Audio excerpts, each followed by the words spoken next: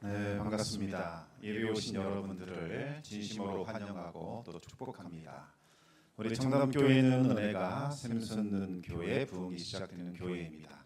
우리 하나님의 위로와 평강이 여러분과 또 여러분의 가정에 함께 하시기 바랍니다. 지난주에는 우리가 야외 예배가 있었습니다. 하루 전날 비가 많이 와서 많이 걱정했는데 다행히 하나님께서 아침날 맑은 날씨를 주셔서 모든 성도님들이 기쁨 가운데 잘 지내갈 수 있었습니다. 우리 청년들 또 장로님들 또 모든 성도님들 한마음 한뜻이 되어서 섬겨주신 덕분에 그 어느 때보다 풍성하고 은혜로운 시간 될 수 있었던 것 같습니다. 수련회 장소에 막 도착했는데 수련회를 총괄하시는 관계자분께서 하신 말씀에 참 큰 위로와 또 기쁨을 받았습니다. 하나님께서 청담교회 오늘 행사를 참 기뻐하시고 사랑하는 것 같습니다. 이렇게 말씀하셨습니다.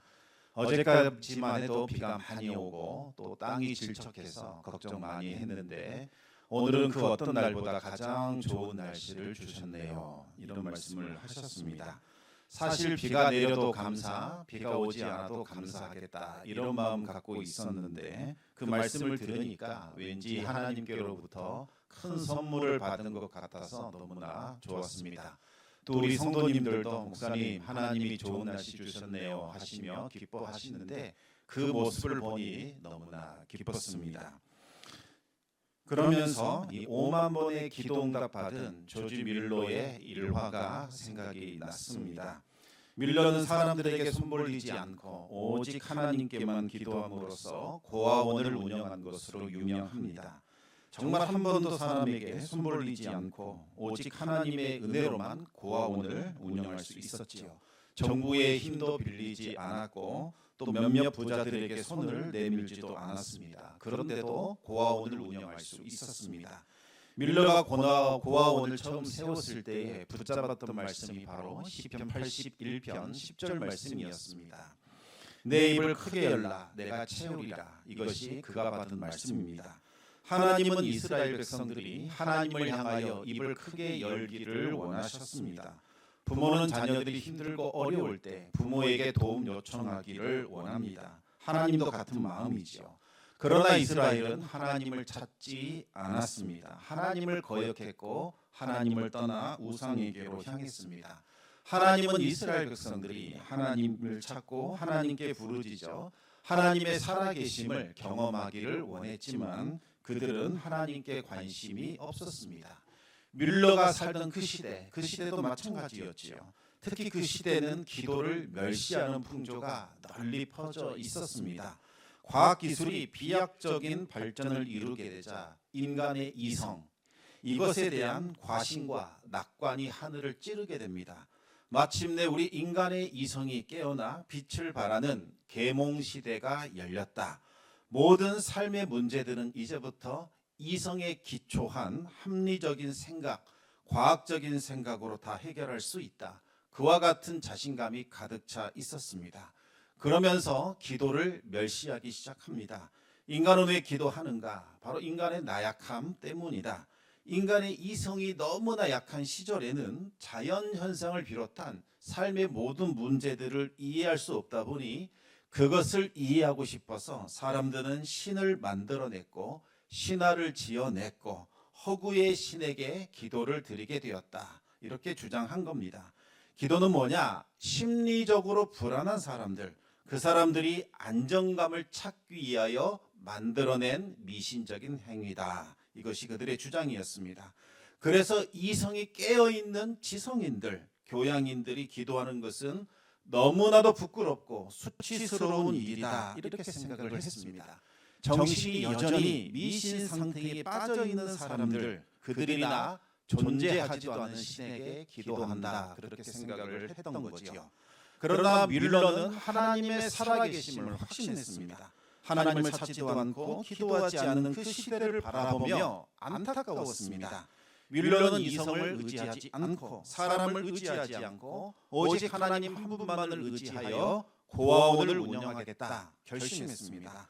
오직 하나님을 향하여 입을 크게 열라는 그 말씀 붙잡고 운영을 했지요. 그랬더니 하나님께서 모든 필요를 다 채워주셨습니다. 뮬러는 고아원을 운영한 경험 한 번도 없었습니다. 또 다른 사람에게 그 지식을 전수받은 적도 없었습니다. 오직 하나님만 의지하고 고아원을 운영합니다. 힘들고 어려울 때마다 그는 잠언 16장 3절 말씀을 붙들었습니다. 우리 잠언 16장 3절 말씀 같이 읽어보겠습니다. 너의 행사를 여호와께 맡기라. 그리하면 내가 경영하는 것이 이루어지리라. 아멘. 뮬러는 말씀과 기도 응답을 통해서 하나님을 향한 믿음과 신뢰를 갖게 됩니다. 하나님께서는 고아의 아버지이십니다. 고아원을 운영하는 분은 제가 아니라 하나님이십니다. 하나님 저는 총무에 불과합니다. 이것이 뮬러가 가진 신앙 고백이었고 그의 정체성이었습니다. 그 정체성을 통해서 뮬러는 처음 몇 명의 고아로 시작했지만 2,000명을 먹일 수 있을 정도로 성장하게 되었고 66년 동안 15만 명의 고아를 먹이고 입히고 길러낼 수 있었습니다. 한 번은 차가운 겨울에 보일러가 고장나 버렸습니다. 보일러를 수리하는데 일주일 걸린다고 해서 아주 큰 비상이 걸렸습니다. 태어난 지 얼마 되지 않은 영아들, 이들이 추위에 얼어 죽게 되는 그와 같은 아주 극심한 비상 상황이 터진 겁니다. 뮬러는 입을 크게 열라라는 그 말씀 붙잡고 기도하기 시작합니다. 날씨를 주관하시는 하나님, 따뜻한 남풍이 불어오게 해 주십시오. 뮬러는 온 마음을 다하여 간절히 기도하게 되지요. 그랬더니 기가 막힌 일이 벌어졌습니다. 하나님께서 뮬러의 기도를 들으셨고 날씨를 완전히 바꿔버리셨습니다. 일주일 동안 차가운 북풍이 그치더니 따뜻한 남풍이 계속해서 불어오기 시작합니다. 더 이상 보일러가 필요 없는 그와 같은 따뜻한 기온으로 된 겁니다. 보일러가 수리되자 신기하게도 다시 원래대로 북풍이 불어오더라는 겁니다. 어떤 이들은 우연히 일어난 일이다 이렇게 주장했습니다. 어떤 사람들은 과학적으로 어떻게 그런 일이 벌어졌는지 설명할 수 있다 이렇게 주장하기도 했습니다. 그러나 여러분, 그것이 우연히 일어났든지 과학적 설명이 가능하든지 간에 기도한 후에 이와 같은 일이 일어났다는 것은 부정할 수 없는 일입니다. 하나님이 살아계시고 역사하신다는 증거이지요. 아무리 사람들이 아니다 부인하고 부정한다 할지라도 기도하면 응답이 된다는 사실 이 자체는 뒤집을 수 없습니다. 청년 시절 고등부 교사로 섬긴 적이 있었습니다. 여름 신앙 수련회를 앞두고 우리 청년 교사들과 함께 날마다 합심하여 철야 기도를 했습니다. 좋은 날씨 달라고 기도했습니다. 이 마지막 날 기도회가 수련회의 하이라이트였기 때문에 아이들이 그날 은혜를 많이 받을 수 있게 해달라고 정말 열심히 기도했습니다. 기도한 대로 하나님께서 정말 좋은 날씨를 주셨습니다. 수련회의 모든 일정이 하나님의 은혜 가운데 잘 진행되었습니다. 이제 대망의 날, 마지막 날 기도회를 앞두고 있었습니다. 그런데 갑자기 시커먼 먹구름이 계속해서 몰려오더니 고등부를 담당하시는 목사님께서 오늘 저녁에는 일기예배를 보니 폭우가 쏟아진다고 하더라. 이 지역 일대가 홍수가 난다고 하니 오늘 저녁 집회는 실내에서 진행하는 것이 좋겠다라는 말씀을 하셨습니다. 그런데 뜨거운 낮부터 우리가 땀을 흘리면서 캠프파이어 장작을 다 쌓아놓고 그리고 여러 가지 우리가 준비를 다 마쳤는데 이거 포기하고 들어간다고 하니 마음이 참으로 속상했습니다. 얼마나 속상했던지 청년들과 함께 우리 다시 한번 기도해보자. 모래밭에서 무릎 꿇고 다 같이 기도했습니다. 하나님, 한 달 동안 우리가 날씨 위에 기도했는데 이렇게 되면 어떡합니까? 이 원망 섞인 기도를 드린 것 같습니다. 30분 애타게 기도하는데 그 모습을 안타깝게 여겼던 몇몇 우리 선생님들이 와서 이 정도면 되지 않았느냐, 이제 들어가자 이렇게 권유하시는 거지요. 그런데 고등부 학생 임원들이 우리 선생님들과 함께 기도하겠습니다 하더니 모래밭으로 나오는 겁니다. 아이들과 함께 열심히 기도하는데 아이들이 갑자기 선생님 하늘 좀 보세요 하는 겁니다. 하늘을 봤더니 갑자기 바람이 반대로 막 불어오더니 몰려오던 먹구름이 다시 돌아가기 시작을 하는 겁니다. 얼마나 빠른 속도로 물러가는지 아이들과 함께 넋을 놓고 신기하게 바라봤습니다. 그날 밤에 별이 총총하게 빛나는 맑은 날씨 가운데 준비했던 모든 일정을 다 마칠 수 있었습니다. 그런데 바로 그 시간에 수련회 그 장소에 있는 교회로 어마어마한 전화가 빗발쳤습니다. 그 부근 일대가 완전히 홍수가 나서 난리가 났는데 우리 아이들은 안전하냐라고 묻는 전화였습니다.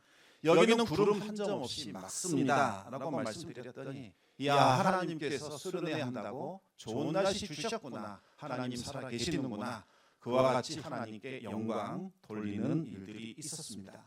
물론 이와 같은 일들이 언제나 일어나는 것 아닐 겁니다. 기도하면 반드시 이런 일이 일어나야 하는 것도 아닙니다. 거절되었던 기도 제목이 지나고 보니 더 큰 은혜가 되고 더 풍성한 결과가 나타나는 데도 있습니다. 하지만 확실한 것은 기도하는 사람에게는 하나님의 특별한 은혜가 부어진다는 사실입니다. 내가 간구했던 것보다 더 좋은 것, 더 풍성하게 채워주시는 하나님의 은혜를 경험하게 됩니다. 성도 여러분, 기도에 힘쓰시기 바랍니다. 반드시 응답이 있고 살아계신 하나님을 경험하게 될 겁니다. 오늘은 스데반 집사의 순교에 대해서 말씀을 나누겠습니다. 지난번 사도행전을 읽을 때에 우리가 반드시 기억해야 하는 말씀이 있다라고 말씀드렸습니다. 우리 사도행전 1장 8절 말씀을 같이 읽어보겠습니다. 오직 성령이 너희에게 임하시면 너희가 권능을 받고 예루살렘과 온 유대와 사마리아와 땅끝까지 이르러 내 증인이 되리라 하시니라. 아멘. 이 말씀은 예수님께서 지상 사역을 다 마치시고 이제 하늘로 승천하시면서 제자들에게 남기신 마지막 말씀입니다. 성령이 너희들에게 임할 것이다. 그러면 너희들이 권능을 받게 된다. 예루살렘과 온 유대 땅과 사마리아를 통과하여 땅끝까지 이르러 나의 증인이 될 것이다. 이렇게 말씀하셨지요. 이 말씀 따라 사도행전은 진행이 됩니다. 제자들은 예수님의 말씀 붙잡고 마가의 다락방에 모여 힘써 기도했습니다. 그러자 오순절, 오늘 성령 강림 주일에 성령이 그들에게 임하게 되고 제자들은 성령의 권능을 받고 예수님의 증인이 됩니다. 두려움에 사로잡혔던 베드로와 요한은 담대하게 더 이상 죽음을 두려워하지 않고 복음을 전하게 되지요. 그러자 이들의 증언이 진리다, 참되다라는 표징이 하나님께로부터 나타나게 됩니다. 이들에게 수많은 기사와 표적이 일어나게 된 겁니다. 그것을 본 수많은 사람들이 하나님께로 돌아오는 일들이 일어나게 됩니다. 이것이 사도행전 5장까지 있었던 일들입니다. 베드로와 요한, 예루살렘이 이 모든 일의 중심이었습니다. 이제 6장부터는 복음이 예루살렘을 벗어나서 온 유대와 사마리아를 거쳐 땅끝까지 이르러 확산되는 그 과정에 대해서 말씀하고 있습니다. 유대인들을 위한 복음이 아니라 이제는 이방인들까지 구원시키는 놀라운 생명의 복음으로 전파되는 겁니다. 그래서 6장부터서는 지금까지 등장하지 않았던 새로운 인물들이 대거 등장하지요. 바로 초대교회의 7 집사들입니다. 사도 이외의 최초의 직분인 집사가 바로 여기에서부터 등장합니다. 집사의 직분이 나타나게 된 배경은 교회가 행했던 구제 사역 때문이었습니다. 예루살렘에는 수많은 가정교회들이 있었는데 헬라어를 사용하는 가정교회, 또 히브리어를 사용하는 가정교회가 있었습니다. 외국에서 태어나 자라났던 사람들은 히브리어를 하지 못하고 국제 언어였던 헬라어를 사용하고 있었습니다. 그런데 본국에 돌아와서 보니 의사소통이 어려워졌습니다. 그래서 헬라어를 사용하는 사람들끼리 모여 가정교회를 이루어 예배 드린 겁니다. 이들을 헬라파 성도다 이렇게 불렀고 본토베기들을 히브리파 성도들이다 이렇게 불렀습니다. 그런데 헬라파 성도들이 히브리파 성도들에 비해 조금은 차별을 받았던 것 같습니다. 특히 구제할 때 이 헬라파 출신의 과부들이 자꾸 명단에서 누락되었습니다. 이 일로 교회가 시끄러워지고 시험에 들게 되자 사도인들이 아예 발벗고 나셔서 이 문제에 전념하기 시작을 합니다. 결국 말씀 묵상하는 시간 줄어들기 시작하고 사도들이 기도를 소홀하게 됩니다. 여러분, 말씀과 기도가 소홀해지면 결국 은혜는 사라지게 되지요. 성령 안에서 시작됐던 그 아름다운 구제 사역이 이제는 무거운 짐으로 변질되었고 영적인 탈진을 일으키게 됩니다. 사도들은 심각성을 느끼고 이것을 해결할 수 있는 방안으로 구제와 봉사의 일을 할 수 있는 직분자 7명을 세우겠다 이렇게 생각하게 됩니다. 성령과 지혜가 충만한 사람, 칭찬받는 사람 7명을 선택해서 구제와 봉사와 재정 출납하는 모든 일들을 맡기고 사도들은 다시 말씀과 기도에 전념하기로 그렇게 결정한 겁니다. 온 교회가 이 일을 듣고서 기뻐하게 됩니다. 이렇게 해서 선출된 7집사가 바로 오늘 7사람이 바로 초대교회의 7집사입니다. 그런데 7집사들은 모두 다 헬라파 출신의 성도들이었습니다. 히브리파 성도들이 교회의 일치와 연합을 위하여 모든 특권을 내려놓고 이들에게 모든 직분을 양보한 겁니다. 해외에서 공부하여 전문적인 지식과 실력을 갖춘 헬라파 성도들이 집사의 직분을 맡게 되자 봉사와 구제와 재정 출납에 관한 일들이 전문적이고 체계적으로 바뀌기 시작을 합니다. 그리고 사도들이 다시 말씀과 기도에 전념하게 되자 교회에 또다시 부흥이 나타나게 됩니다. 수많은 사람들이 교회로 몰려들었고 심지어 제사장의 무리들도 집단적으로 개종하는 사건이 일어났습니다.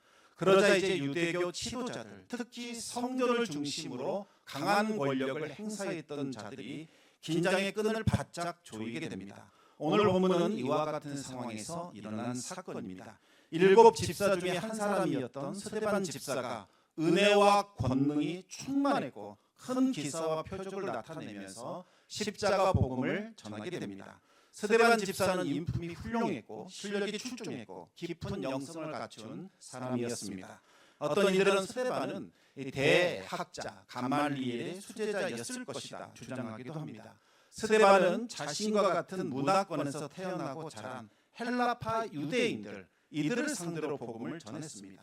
당시 헬라파 유대인들은 외국에서 오랜 생활을 했기 때문에 본국의 언어인 히브리어를 잘 구사하지 못했습니다. 헬라 말과 헬라 풍습에 익숙했습니다. 이들은 원래 로마의 포로로 끌려가서 노예 생활을 하던 사람들이었는데 특별한 계기를 맞아서 노예에서 풀려나 자유민이 된 사람들입니다. 그런데 갑자기 로마 제국이 무슨 까닭인지 이들을 다 추방시켜 버립니다. 로마에 대한 배신감이 얼마나 컸겠습니까? 이들은 고국인 예루살렘으로 돌아왔고 그들을 위한 회당을 따로 짓고 똘똘 뭉쳤습니다. 로마에 대한 배신감과 적대감이 컸기 때문에 오히려 히브리파 유대인들보다 훨씬 더 강하고 뜨거운 민족주의적인 열정을 가지고 있었습니다. 아무튼 스데반은 자기 자신과 가장 각별하게 지냈던 헬라파 유대인들 그들의 회당을 찾아가 복음을 전하게 됩니다. 그런데 복음을 전한 결과로 핍박을 받게 되지요. 그들은 스데반이 변절했다, 우리를 버렸다 이렇게 생각을 했습니다. 그러면서 목숨을 건 논쟁을 서로 펼치기 시작을 합니다. 그런데 스데반이 누구입니까? 가말리엘의 수제자로 인정받을 만큼 율법에 정통했고 또 헬라의 철학과 수사학에도 능통한 사람이었습니다. 수많은 사람들이 스데반을 굴복시키겠다고 달려들었지만 스데반 한 사람을 이기지 못했습니다. 성경은 스데반이 지혜와 성령으로 말했더니 그들이 능히 당해내지 못했다 이렇게 증언하고 있습니다. 그런데 스데반이 변론에서는 이겼지만 이 방식에는 치명적인 문제가 있었습니다. 이겨도 이긴 것이 아니었던 거지요. 변론에서 진 사람들이 승복한 것이 아니라 마음속에서 더 큰 분노와 적개심이 일어나기 시작한 겁니다. 이들은 분노에 사로잡혀서 스데반을 죽여야겠다라는 음모를 꾸미게 됩니다. 얼마 전까지만 해도 그들은 친구들이었고 동료들이었습니다. 그런데 그들이 악심을 품고 적으로 돌아선 겁니다. 그들은 사람들에게 돈을 주어 매수합니다. 거짓 증인으로 세운 후에 스데반이 분명히 모세와 하나님을 모욕했다. 이와 같은 거짓 고발을 하도록 시켰습니다. 결국 스데반은 사내들인 공회라는 곳에 서게 됩니다. 사내들인 공회가 어디입니까? 바로 예수님을 십자가에 못 박아야 한다라는 불법적인 판결을 내린 바로 그곳입니다. 스데반도 이제 그곳에 서서 심판을 받게 되었습니다. 당시 유대인들은 율법의 조문 그리고 성전이라는 건물 이것을 마치 하나님처럼 떠받들고 있었습니다. 얼마나 심각했던지 마치 살아계신 하나님이 율법 조문과 성전 건물에 갇혀있는 분이라고 생각될 만큼 그와 같은 견고한 생각을 가지고 있었습니다. 하지만 스데반은 그들의 주장을 받아들일 수 없었습니다. 하늘조차 하나님의 보좌밖에 되지 않는다. 이 땅이 무엇이냐? 하나님이 그분의 발을 얹어 놓는 발등상에 불과하지 않느냐? 어찌 사람의 손으로 지은 이 건물에 하나님이 제한될 수 있단 말이냐? 하나님은 예루살렘에 계실 뿐만 아니라 이방 땅 성전 밖에도 계시고 온 세상을 주관하고 통치하시는 온 세계 만물의 주관자이시다. 이렇게 논증하며 설교를 하는 겁니다. 스데반은 아브라함부터 시작된 이스라엘의 역사를 쭉 훑어갔습니다. 하나님의 구원 계획은 진정한 성전이자 율법의 본체이신 예수님을 통하여 성취되었다. 하나님의 구원은 이제 예루살렘을 넘어설 것이요 유다와 사마리아와 땅끝까지 이르러 증거될 것이다 선언했습니다. 그러면서 말합니다. 너희는 도대체 너희 조상들처럼 언제나 성령을 거스리고 율법을 받고도 지키지 않지 않았느냐 이렇게 정죄하게 되지요. 스데반의 설교는 듣는 사람들의 마음을 찔러대기 시작을 합니다. 대제사장으로부터 시작해서 모든 사람들의 마음에 찔림을 받았습니다. 스데반의 설교는 유대교의 근본을 흔들어 버렸고 성전 권력을 단번에 무너뜨리는 강력한 힘과 권세가 있었습니다. 여러분, 칼이 강한 것처럼 보이지만 실상은 펜이 칼보다 더 강한 법입니다. 신앙이 없는 신학은 공허합니다. 그러나 신학 없는 신앙은 맹목적인 광신도로 사람을 몰아갈 뿐입니다. 스데반은 지혜와 성령이 동시에 있었던 충만한 사람이었습니다.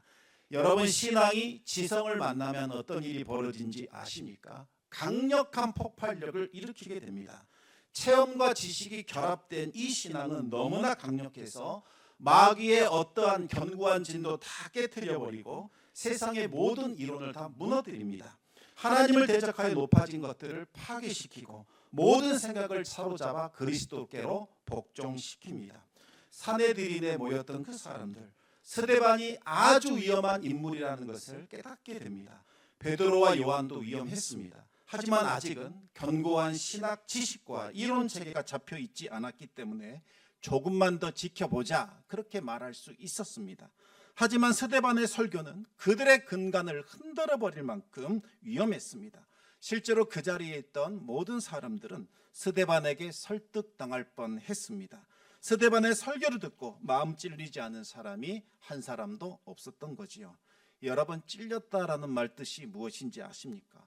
화살이 그 중심에 꽂혔다라는 의미입니다. 하나님의 말씀이 빗나가지 않고 심령을 찌른 겁니다. 나에게 주시는 말씀, 나 들으라고 주시는 말씀처럼 나의 중심을 찌른 겁니다. 그러면 어떻게 해야겠습니까? 형제들아 어찌할꼬? 그와 같은 반응을 보이며 회개하는 것이 마땅합니다. 하지만 그들은 멸망받기로 작정한 사람들처럼 이를 갈기 시작을 합니다. 어떤 가족이 가정부와 함께 수요일 저녁 예배를 참석하려고 했습니다. 그런데 갑자기 먼 곳에서 손님이 찾아오게 됩니다. 어쩔 수 없이 가정부에게 오늘은 혼자만 예배 드리고 오십시오 이렇게 부탁을 합니다.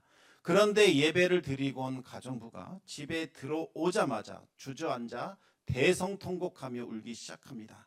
주인이 깜짝 놀라 왜 그러느냐라고 물었습니다. 그러자 가정부가 다짜고짜 하는 말이 주인님, 이럴 수 있습니까? 원망했습니다. 저에게 서운한 것 있으면 나에게 말씀할 일이지 왜 목사님께 일러 바쳐서 설교 시간에 나들으라고 성도님들 앞에서 망신을 주십니까? 울었습니다. 주인이 무슨 소리입니까? 라고 되물었습니다. 절대로 그런 적 없습니다. 하지만 가정부는 주인 내외가 목사님께 말씀드리지 않고서야 목사님이 어찌 내 마음을 찌르는 그 말씀을 할 수 있습니까? 이렇게 말하더라는 겁니다. 여러분, 주인이 일러 바쳤겠습니까? 그렇지 않지요. 설교를 듣는 중에 성령께서 그의 마음을 찌르신 겁니다. 그러면 잘못을 회개하고 돌이켜야겠지요. 그래야 영혼이 잘되고 범사가 형통합니다. 그런 면에서 듣기 좋은 달콤한 말보다는 쓰디 쓴 말씀이 훨씬 더 복되고 우리 영혼에 유익을 합니다. 하나님께서 나에게 주시는 말씀으로 듣고 우리는 아멘으로 순종해야 합니다. 그러나 사내들인 회원들은 이를 갈았습니다. 그들은 성령이 지적하시는 이 죄악을 뽑아내려고 한 것이 아니라 나를 괴롭게 만드는 저 사람, 이 스데반을 제거하는 것을 선택했습니다. 바로 그때 스데반은 성령으로 충만했고 하늘이 쫙 열리는 것을 보게 되지요. 예수님은 하나님 우편에 서 계셨고 그 스데반을 향하여 안타까운 눈으로 바라보고 있었습니다. 스데반은 그들에게 이 사실을 알려주면서 마지막으로 다시 한번 회개할 수 있는 기회를 주었습니다. 그러나 그들은 멸망받기로 작정하던 자들처럼 행동하기 시작합니다. 그들이 막 소리를 지르더니 귀를 막고 스데반에게 달려들어 사로잡은 후에 성 밖으로 끌어내게 됩니다. 그리고 자신들의 옷을 벗어서 사울이라는 청년의 발 앞에 놓습니다. 사울은 우리가 잘 알고 있는 바로 그 사도 바울을 말하는 겁니다. 바울은 스데반을 돌로 치는 사람들, 그들의 겉옷을 맡아 보관하는 사람으로 그 자리에 서 있는 겁니다. 여러분, 산헤드린에서 일단 판결이 내리면 집행자들과 방청객들이 죄인을 성 밖으로 끌어내어 형을 집행했습니다. 그리고 집행관에게 겉옷을 벗어 맡겼습니다. 사적인 원한 때문에 내가 이 피고를 벌하는 것이 아니다. 산헤드린 법정의 그 권위로 내가 정의를 실천하고 있다라는 것을 증명하는 행위입니다. 집행관이 이 겉옷을 보관한다는 말은 내가 이 모든 일에 법적인 책임을 진다, 그런 의미가 있지요. 법적 질체가 진행되는 중이라 할지라도 집행관이 보기에 이것은 문제 있는 재판이다, 무고한 재판이다라고 판단되면 집행관은 즉시 겉옷을 흔들어 이 법 집행을 중지시킬 수 있었습니다. 그런데 이 재판은 처음부터 끝까지 모두 다 불법이었습니다. 사형을 집행할 수 있는 권한은 오직 로마의 제국에만 있었기 때문에 이들이 단독으로 사형 집행하면 안 됩니다. 하지만 이들은 악이 받쳐서 하나님의 이름으로 불법과 악행을 자행하고 있는 거지요. 당시 신성 모독한 사람을 처형하는 방법은 높은 곳에 데려가서 그냥 떨어뜨리는 겁니다. 만약 이 사람이 떨어져서 숨을 거두게 되면 처형은 이제 끝이 납니다. 그런데 숨이 붙어 있으면 집행자가 큰 돌을 가져다가 그 사람의 심장에 계속해서 내리칩니다. 그래도 숨이 끊어지지 않으면 방청객들, 구경꾼들이 돌을 들어 그 사람을 죽을 때까지 쳐서 던졌습니다. 집행관은 피가 겉옷에 묻지 않도록 겉옷을 잘 보관하는 일을 맡았던 거지요. 사람들이 스데반을 돌로 쳤다는 것은 이미 스데반이 높은 곳에서 떨어져서 피 흘리며 죽어가고 있는 상태라는 것을 뜻합니다. 그들은 피투성이가 되어버린 스데반을 보고서 더욱더 악이 받쳤습니다. 죽음 직전에 이른 스데반은 마지막으로 예수님께 기도를 올립니다. 주 예수여, 내 영혼을 받으시옵소서. 이 기도는 유대인들이 잠자기 직전에 잠자리에 들 때 드리는 기도입니다. 내가 나의 영을 주님께 부탁하나이다. 내 생명을 하나님께 온전히 맡겨드리고 이제 그날의 하루를 마감하고 잠에 들어가는 거지요. 스데반이 자신의 영혼을 예수님께 완전히 의탁한 겁니다. 이제는 내가 예수 그리스도의 품 안에 안겨 영원한 안식을 누리겠구나, 이렇게 생각을 한 겁니다. 그런데 갑자기 스데반이 정신을 차리더니 무릎을 꿇고 다시 한번 하나님께 기도를 올립니다. 죽기 전에 해야 할 기도 제목이 하나 더 있었던 겁니다. 스데반은 지금 육신이 깨어졌고 온몸이 피투성이고 정신이 몽롱한 상황이 있습니다. 그런데 마지막으로 정신을 차리고 무릎을 꿇고 또다시 기도한 겁니다. 무슨 기도를 했던 걸까요? 스데반 자신을 위한 기도가 아니라 자신을 죽음으로 몰아가고 있는 그 사람들을 위한 기도였던 겁니다. 주여, 이 죄를 그들에게 돌리지 마옵소서. 이 기도 마친 후에야 스데반은 깊은 잠에 들어가게 됩니다. 예수님께서 드리셨던 그 기도를 스데반이 드릴 수 있었던 겁니다. 여러분, 놀라운 것은 그 기도가 응답이 되어서 그 자리에 있었던 집행관 청년 사울을 변화시킵니다. 훗날 사도 바울이 되어 그는 이방인을 위한 복음 전도자 사도가 되어 목숨을 걸고 복음을 증거하게 되지요. 어떻게 이토록 위대한 기도를 올려드릴 수 있었을까요? 그 이유는 스데반이 대적들을 바라본 것도 아니었고 자신의 불행한 처지를 바라본 것도 아니었고 눈을 들어 하늘을 바라보고 하나님 우편에 서 계신 예수님을 바라봤기 때문입니다. 예수님은 스데반을 맞이하기 위하여 두 팔 벌려 서 계셨습니다. 스데반아, 수고했다. 내 품으로 들어오라. 스데반은 죽음 이긴 생명의 실체를 그날 보게 됩니다. 영광스러운 천국이 무엇인지를 그날 깨닫게 됩니다. 더 이상 죽음이 두렵지 않게 되었습니다. 우리는 스데반이 죽지 않고 살아나는 것, 이것을 기적이라고 생각합니다. 천사들이 쫙 나타나서 돌을 던지는 그 무리들을 다 심판하고 스데반을 살려줘야 기적이 일어난 것이다, 이렇게 생각을 한다는 겁니다. 하지만 그런 일은 없었습니다. 왜 그랬을까요? 스데반은 자신이 해야 할 그 사명 이제 다 마쳤기 때문입니다. 모든 사명을 완수했기 때문이죠. 이제는 주님의 영접을 받을 차례입니다. 주님께서 영광 가운데 두 팔 벌려 스데반을 환영하고 맞아 주셨습니다. 여러분, 이것이 우리 모든 성도들이 마지막 때에 경험하게 될 참된 기적이요 영광인 겁니다. 여러분, 마지막 죽음의 순간, 임종의 순간이 되었는데 주님께서 두 팔 벌려 우리를 맞이하시는 그 모습이 눈에 보인다면 얼마나 기쁘고 감격스럽고 행복하겠습니까? 더 이상 죽음은 두렵지 않습니다. 어서서히 저 주님의 품에 안겨 영생에 들어가기를 원할 겁니다. 성도들이 자신에게 주어진 그 사명을 완수하는 마지막 순간에 이와 같은 영광스러운 일이 일어나게 됩니다. 이것보다 더 복되고 아름다운 순간은 없습니다. 이것이야말로 모든 성도들이 꿈꾸고 간절히 바라는 그 영광의 때요 기적의 순간인 거지요.